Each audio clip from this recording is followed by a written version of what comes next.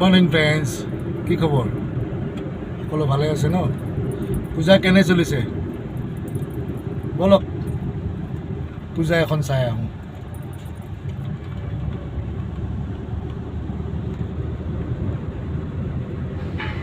গৈ আছোঁ মোৰ আপোন ঠাই বৰভাগ কালা ঘাটখোলালৈ। বৰভাগ কালা ঘাটখোলাৰ যিখন দুৰ্গা পূজা মোৰ অতিকে আপোন। তাত পূজাও চাম, ওজাপালি নৃত্যও চাম আৰু কুসুম কৈলাশৰ সংগীতানুষ্ঠানো উপভোগ কৰিম।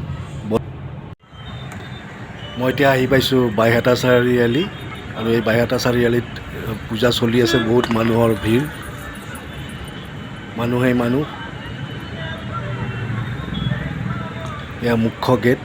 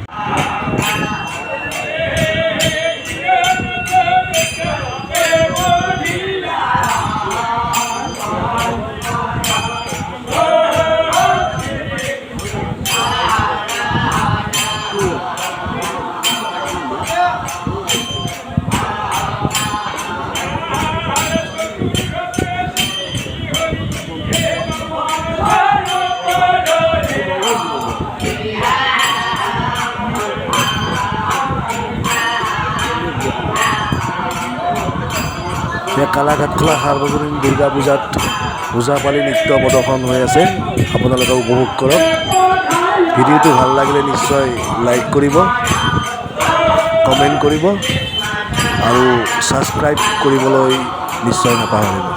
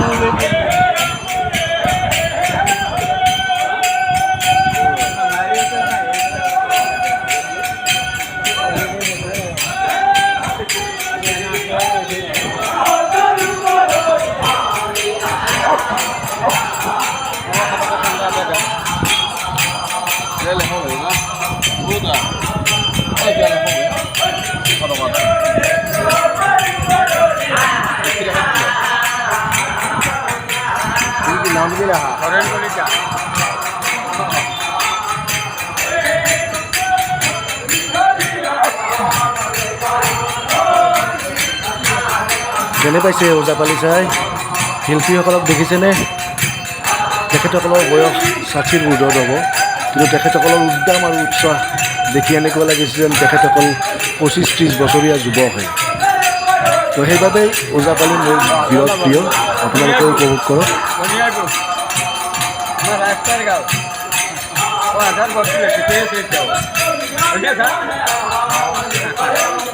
ওজাপালিৰ পিছতে আৰম্ভ হ'ব কুসুম কৈলাশৰ সংগীতানুষ্ঠান। প্লিজ উপভোগ কৰক।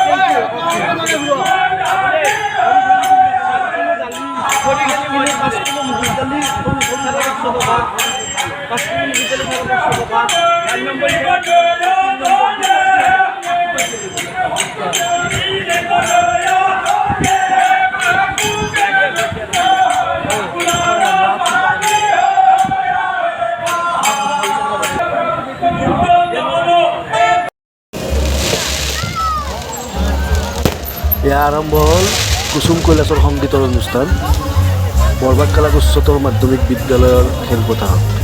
এয়া আমাৰ এই বিদ্যালয়, আমি ইয়াত পঢ়িছিলোঁ।